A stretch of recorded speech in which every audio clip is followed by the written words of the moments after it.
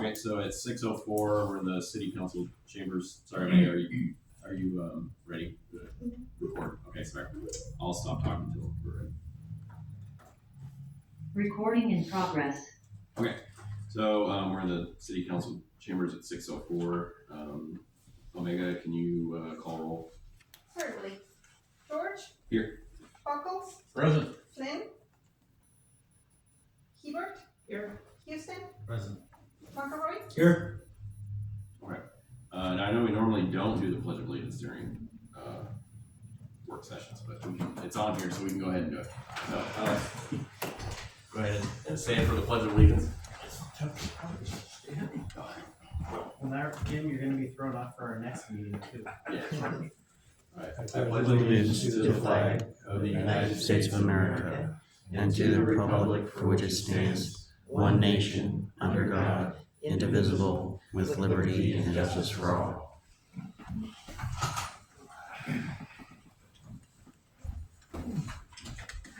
Okay, Omega, do we have any public comments? No. Oh, okay. So then we'll go on to the first discussion item, the city council vacancy. That's on the first page of our packet. Preston, do you want to discuss this? Well, we did solicit applications from the community.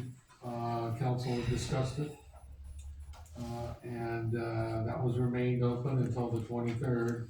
The idea being that you would interview folks tonight and then maybe make an appointment at the regular meeting in 2 weeks. So no applications were received. Okay. So this is now determined, what are you gonna do now? You wanna continue advertising or leave it up to having those that on the ballot? There will be 4 positions on the ballot in November, 3 for council, 4-year terms, and 1 for mayor, 4-year term. So there's 4 positions on the ballot, and this vacancy doesn't change that. Those positions will still be on the ballot. If you did appoint somebody, they would have to decide whether they want to run again to keep in that position beyond this calendar year. So, whatever council wants to do. Ian, go ahead. Oh, go ahead. Go ahead. I think that it was kind of mentioned to me earlier, maybe by Preston, I don't recall, if that maybe it's not worth filling the position, if we feel like we're working good together, and we can just carry the weight until the election. I'm fine either way. That's where I'm at. I don't care. Denny? So we got no applications, so that shows to me that, because I know I talked to them, I'm sure other people did too, but there just didn't seem to be any interest, and maybe it's because it's for such a short term, I don't know. But I'm more leaning towards waiting until the ballot. Lucy? I think that we should keep it open because for the planning commission, when they don't get anybody, they don't close it off, they keep it open. So does the Parks and Rec, so does Willamina. When I read the paper, when they have vacancies, they still keep the vacancies open to let people, and they do eventually get them filled, and I think we should do the same thing.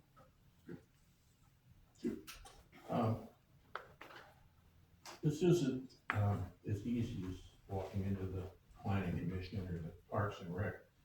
You kind of have to be aware of what's going on in the city, and this would be a great opportunity for somebody to learn what it means to be a councilor, and then in November, run for the seat. But to just keep waiting for an application and hoping, I don't think that's gonna help. I think it's just call it day. You could see if it was like a newer, like if they had 3 years left or something, we could just keep it open. I know Amity had an opening for a long time, and it eventually got filled, and I think same with Willamina, they've had openings kind of off and on, and they've left them open. But since this is so short, they basically involved for about 14 more meetings, and that'd be it. Which 14 is a big number, but only 9, sorry. I think I did the math wrong. Yeah, 18. So it would be 9 regular meetings, I think, remaining.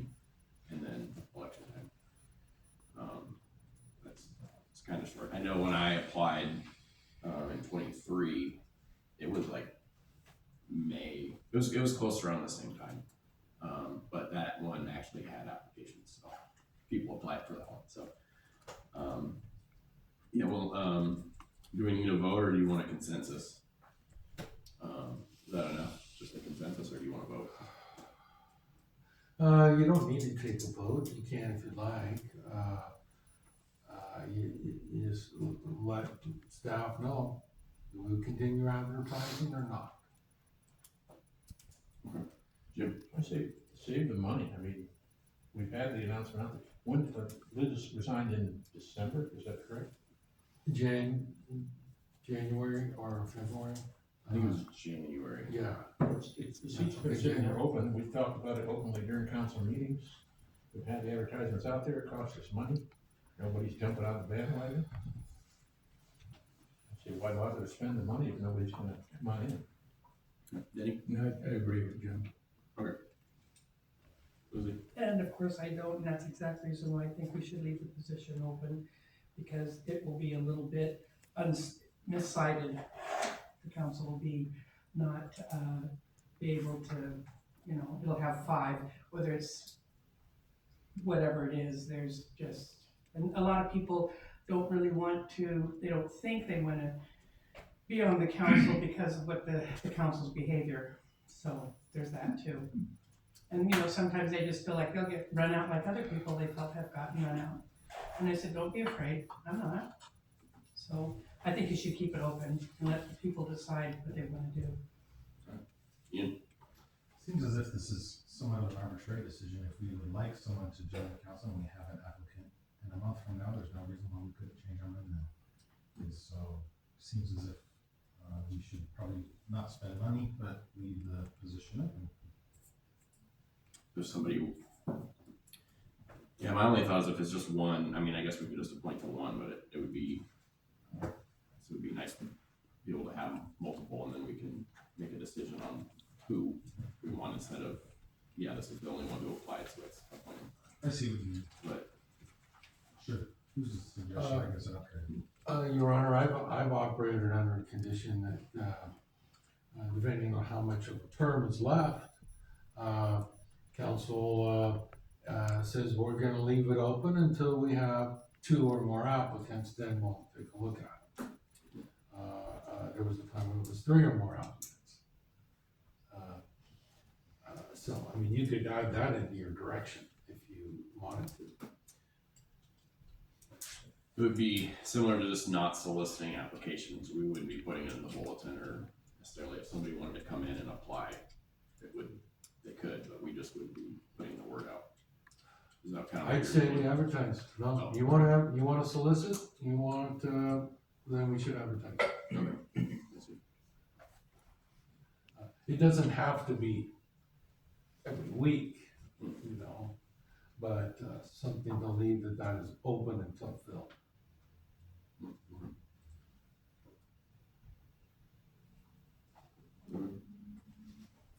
Ian? Did it even get posted on our Facebook page? The vacancy? I don't know if it was on the Facebook or not. Mm. Yeah, I don't know. Maybe it was. Jim? I'll check. That seems like a freebie. Yeah, I don't know. I know we did it on the website and bulletin and all. Mm.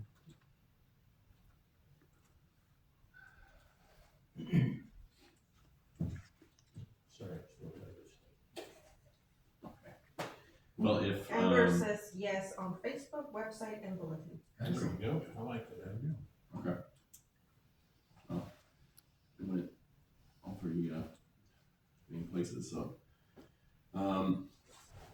Yeah, I don't, Maybe you have to get a roll call vote. okay, Somebody make a motion and do a roll call vote then. okay, we can decide that way, if somebody would like to make a motion. I'll make the motion. Okay. To vote on whether to keep it open or closed. Okay. All right, is there a second? A second. Need more discussion? Okay, all in favor Of not opening it? do a roll call Oh, sorry. I'm not used to this. Okay, Omega, can you, do a roll call vote? Certainly. Buckles, This is to be done with advertising and, yes. Yes. Flynn.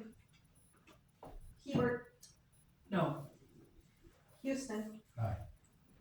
McElroy, Yes. Alright, so we'll be closed then. So next, moving on, then we have the special event request for Southside Park. Mary, yeah, go ahead, Mary Ann, you can go ahead. Okay. You just have to turn that mic on. Okay. Um, Can you hear me?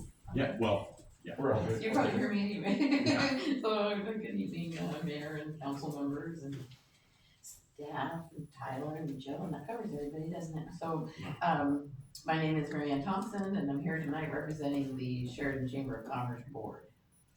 So, I'm just gonna read my notes here. The board would like to formally request a one-time exception to the city parks regulations to allow the responsible serving of beer and wine at Southside Park on the evening of the Sheridan Chamber of Commerce annual gala.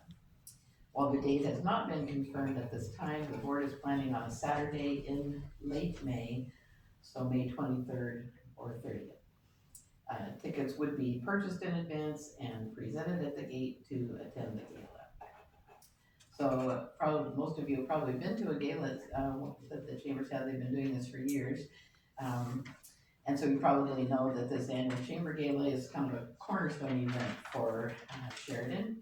It's a special evening dedicated to honoring the best of Sheridan. During the event, we recognize local businesses that drive our economy, community volunteers who give selflessly of their time, and everyday citizens who work incredibly hard for the good of Sheridan. It's a night of celebration, networking, and community pride. So why Southside Park?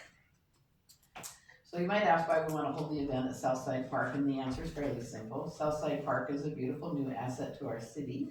By hosting the gala there, we expect to bring approximately 150 of Sheridan's most engaged residents, business owners, community leaders, directly to the park. For many, this will be their first time truly experiencing this space, and there are other people on the chamber board who have never been to the Southside Park, so we need to get people over there, and it's a little bit out of the way. So we also appreciate the fact that this park offers restrooms, electricity, beautiful surroundings, and just to kind of tell you more about it, while this year's event is in its early planning stages, the galas normally feature like table groupings, some under white tents, a food table and a bar, music, and a podium for presenting awards. So the board strongly believes that hosting this high-profile event at Southside Park will generate considerable awareness. Showcasing the park's amenities to this group will undoubtedly spark word-of-mouth excitement and hopefully lead to significantly more everyday public use by families, residents, and other community groups throughout the year. And we want you to know that we're committed to holding up our responsibilities. So the Sheridan Chamber Board understands that allowing beer and wine in a city park requires trust. We want to assure the council that this event will be carefully managed, highly controlled evening event. So to control attendance, this is a private ticketed event for approximately 150 adults. Compliance, we will secure all necessary OLCC temporary sales licenses and adhere strictly to state guidelines. Cleanliness, we're committed to leaving Southside Park spotless, handling all the trash removal and cleanup immediately following the event. And in closing, allowing us to serve beer and wine at the annual gala will help make the evening a success for our honorees, while simultaneously shining a spotlight on one of Sheridan's newest and best public spaces. Thank you for your time. Thank you for your service to Sheridan, and thank you for your consideration, and I'm open to questions. I've been to a gala. Yeah. They're great. But the way you just said it, it makes it sound like it's exclusive. It's open to everyone. Oh, it's open to everyone, If but you're willing to purchase a ticket, which is not expensive, right. you can come by yourself, you can come bring a friend, whatever. You're absolutely right, Jim, and I was just thinking of, the idea of watching where this alcohol would be going, that it isn't people coming in from all over the place, like a big public gathering, so. Yeah, but you're right, absolutely everyone is invited. So. Might be a no-host bar, but it's for the attendees only. No, it is a hosted bar too. Well, hosted bar, Yeah. but it's attendees only, yes. Yeah, so you know, by that time you've gone through the gate, presented your ticket, You things like that, so. I just had a few things. So as far as the date goes, I mean, if it's the 23rd, that would be the Saturday before Memorial Day, which I'm sure the Chamber's probably already thought about, talked about. And if it's the 30th, that might be Wilhelmina's high school graduation. I'm not sure when that is, but that would be in the morning. But I mean, that would might, I don't know if people would be busy doing that or not, but Memorial Day weekend. it would be the Yeah, 23rd. I thought the same thing, so I threw that out to the board and they don't like, so it's one of those things that we had to agree to talk about it at the next board meeting, but I agree that May 23rd would be the better date, so. And then, I had something else when I lost it, so, anybody else have any input?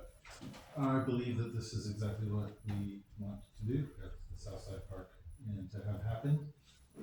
Sounds great to me. Sounds like the insurance and everything is covered. Our former mayor's running it.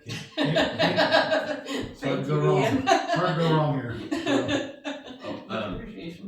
I remember what I was gonna ask, so as far as, because the park would be closed, so as far as any noticing, would we be able to notice that, hey, you know, maybe a week before that, you know, on this date, this park will be closed from this time to this time?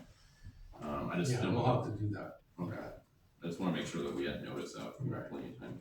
And Preston did give me the, what do you call it, the application for the park to fill out, so I will get that back right away. As soon as I can get the board to nail down all the dates and times and everything. Okay. Well, maybe I should, mention here that, the thumbs up you give tonight will be formalized next regular meeting. It'll be formalized in the form of a resolution where you're allowing this exception to the ordinance to take place. We will have findings why this is a good idea for the community. It's still then not approved, but what it does, it says, with the alcohol thing being done, you still gotta go through the application process. And I gave, Mary Ann the park reservation application. So we're not interrupting the normal process to reserve a park. What we're doing is you're adding on to the fact that, alcohol would be able to be served at a private event and the park will be closed. So, those are the differences, and, you still need to go through the process. So then the application would be looked at as well as this exception. Correct. Okay, any other, comments? Questions or anything, then we might want to, Jim? I'm just reading our guidelines here and direct the staff to present a resolution, that's what the president's talked about. And that allows the event to proceed in the approved process. I think that's, you know, we almost don't have to talk about it until they present an application and then we talk about it, but the Chamber of Commerce is one of the premier organizations in the city besides those guys, Rotary. And so to have an organization such as this with community leaders involved, like Mary Ann said, it would allow the people who haven't been to Southside Park before and seen the improvements, allow them to get there and have improve our park attendance, and then also I think it would be good to have a large group come, as opposed, you know, probably the largest group that's ever used the park before or after the remodeling or renovations. I think it's a good thing, so. They were very excited to learn that there is water and electricity available there, because, you know, when we've done it outdoors in the past, Joe and Janet were there playing music, so, you know. So it's kind of nice to have those, it's very nice to have those things available, makes it a very desirable place to have a big event like this. So we appreciate that. Yeah, and you might recall that the utility, posts are there for like food carts or vendors.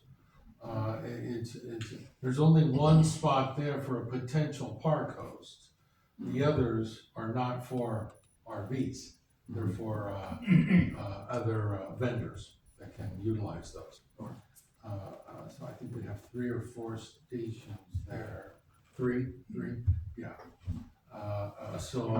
Yeah, we get to test them all out, you know? In fact, I need to make a note, make sure they're in working order, everything. But it's just a fantastic park, it really is. Yeah. And when you consider reasons to go against the rules, you want to have good reasons.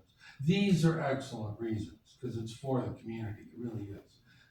Somebody else wants to come in and have a 150-person event, well, you know, how does that benefit the community? Mhm. You're doing it on behalf of nonprofits that serve these people here. It's- Fundraising, Yes. awards, talk about what you do. I think it's tremendous. And it's really the way to say thank you to everybody who does so much around here through the year. And, like you guys, for example, I hope you'll all be there because you give so much of your personal time, and work so hard studying in between times and all that it's a way to say thank you, we see you, we appreciate you. And, there's so many amazing people around here doing things, so it's a good way to say thank you and show them that we recognize and appreciate what they're doing. Okay. Well, it sounds like we'll have this at the next meeting then to vote on it. Okay, well, I'll get that application back as soon as I can. Okay. Okay, Let thank me you. know if you have any questions. Okay, I will, thank you, Yeah, and thanks you guys. Thank you. Okay, next up we have mayor and councilor comments. I know I didn't submit anything, but I know staff submitted a request for Merkley and Wyden, and then also to Salinas' office for federal funding. Those usually, their application windows, real short, but then I think to announce awards, it might be a month or 2, and then to actually get the funding can be a while. But we're gonna try. So, Preston, I don't know if you want to talk any more about that. Just that it's for improvements up by the water tower and. Correct, yeah, it's, because of the disaster, rain and flooding event, we had, the damage assessed at 2.4 million. To shore up the main tank, to shore up the hillside, and relocate the main line into town out of the flood, or pardon me, out of the slide area. So that's already been, specified by our city engineer, cost estimates. We're able to put that into grant request forms very rapidly with FEMA, with our state delegation, and then our congressional delegations. And it doesn't end there. Other state agencies and all are interested, and where I continue to meet with those. And I've got another one tomorrow. So we're gonna keep trying. I'm not sure if I think of something else to share. But go ahead, Jim. I know the governor has requested federal disaster aid, and that fits right into the idea that we pass that declaration of potential disaster aid needed. So that's got to put us on a good footing to continue moving forward with that. That we've got support from the state, now we need the federal government to step up and see if they can find us some money. Correct, Jim. You're referring to Governor Kotek's declaration on last Friday. Yep. Well, Yamhill Friday before. County, Yamhill County was included in that declaration. Yes, they were. So that was helpful to see. Okay. Anybody have anything else to share or discuss or comment? I guess. Danny. Good question. Has our land we had verbally leased, not leased like we thought we did, has that lease money been turned in, or are we still left hanging? I'll have to check. We gave them a letter, gave them 30 days. And that's passed. That may have passed. No. I'll have to look into it and see how they're doing. I would appreciate it. You bet, Danny. If it doesn't go any further, or goes any longer, do we go to collections then? Couple of different options. Yeah. Okay. Couple of different options. Great, thanks. Yeah, Ian? Citizen contacted me the last 2 weeks, and we were talking about a variety of things. One of the things they asked is, they were looking for the water testing results after the emergency break in the water line, that there was like a boil notice and then there was a test that was supposed to be posted on the website. And she said she couldn't find it, so I was curious as to if that was posted up on the website or Facebook or wherever. Not our website, on the state's website, yes. Ah, All the results are available, through, I think it's Oregon Health Authority. sure. I could be wrong about that. Yeah. You But just, we don't typically report the results. When the independent lab verifies our results, that's sent to the city as well as all the regulatory agencies immediately. And they receive it. Those are the documents. They're the ones that manages those records. We don't manage those records. got it. Thank you. Would you mind emailing me that? Where to find Yes, those? thank you. Yes, I can do that. Thank you. I'm not a skill trafficker, so. The other thing is, I had another, citizen ask me, who's a disabled, person here in town, a senior citizen, who had requested, I talked to the mayor about this before, had requested that, we try to make some sort of deal if we could with Willamina to use their, yard waste dumping area, because they wanted to use their dump trailers, and it's hard for them to get the yard waste into the bins that we have. So I think it seems like a lot of work for us to create our own burn pile, which is what Willamina does with theirs, or something like that. So I was thinking maybe we could negotiate something with McMinnville's drop-off location for our disabled elderly folks who want to do that sort of thing. Or maybe it's an add-on that they could do, I don't know, but I just, something that they continually text me about every week, so. Trying to get them an answer. Okay. Thanks. Any, Lizzie? Anything? Okay, all right. Does somebody wanna make a motion to adjourn? I make a motion to adjourn. Your Honor, I got a couple things.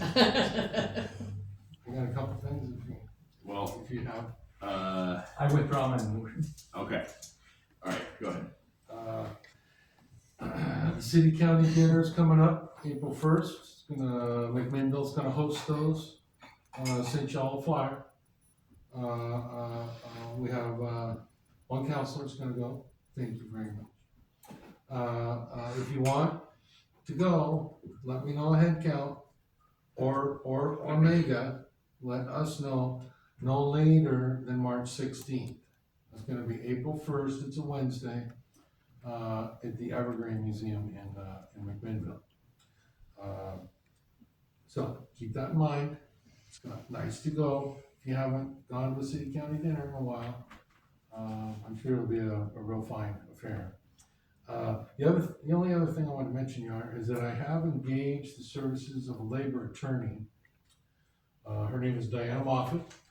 She's with the local government law group out of Eugene. And she is probably the most experienced person we could have as a labor attorney. She's going into her last year of professional consultations, and we're lucky to get her time. And she can help with labor issues if they come up, and when it comes time to actually negotiate the next labor agreement, she'll be ready to go. That won't come up until December-ish. We will get a notice to begin negotiations, a 6-month notice. She'll also be there to advise on our personnel policies and procedures. That's gonna come to council.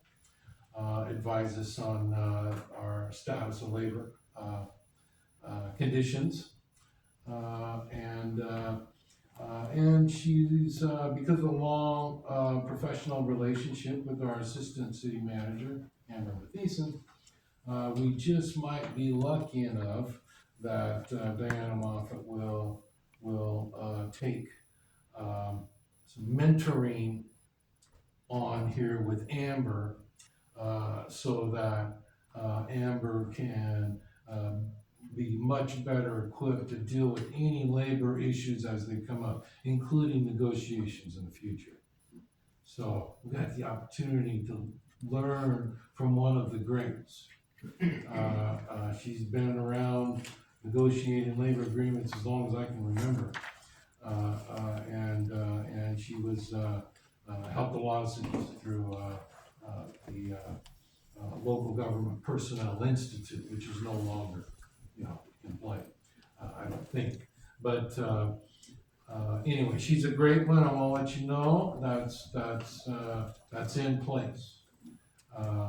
Not gonna use her a lot until come January, but we have that consultation in place if we need it. And that's all I have. Danny, Make a motion to adjourn.